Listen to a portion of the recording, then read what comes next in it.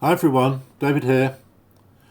Following on from the introduction to the integrant system last time, today I'm going to show you a demonstration using one of the modules to drive a light bulb with a variable brightness PWM signal. The DC PWM module is constructed on a small plug-in board with a PWM breakout module and additional power driver IC. There is also a 5-volt power supply used to feed the rest of the system boards. The breakout module used has an I2C driver which feeds a high side buffer which is fed with 28 volts DC. Each output is capable of driving up to half an amp. In this example, the output load is a 28 volt 7 watt light bulb. The system configuration depends on selecting an output and assigning an input to it. The inputs and outputs are predetermined in the menu software. Any output can be driven by any single input. Each input can drive as many outputs as required. Inputs can come from various places, including connected sensors, user interface controls, or wireless MQTT messages. Outputs are typically physically connected devices, others are wireless MQTT devices. The main configuration is done in the user interface submenu called Routing Table, which consists of a list of all the output devices.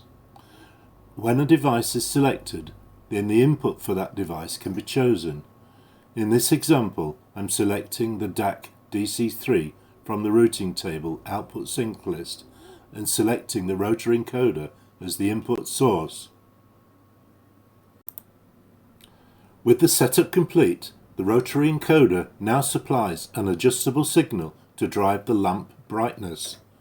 The oscilloscope display shows the PWM signal with the mark to space ratio of the 28 volt DC output changing from 0 to 100%. An alternative way to configure the system is by using a Wi-Fi connected PC application. The menu contents are identical and the same results can be achieved. Now I'll show how an input value can be fed from the PC. A simple NodeRed flow takes its input from a dashboard slider control and converts its value to a JSON string and sends it to the MQTT broker to be picked up by the Integrants software.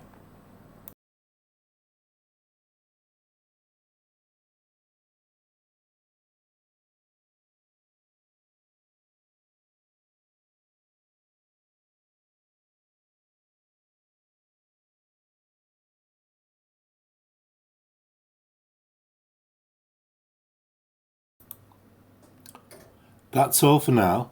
Next time I'll describe some of the other boards available and what they can be used for. Thanks for watching. Goodbye.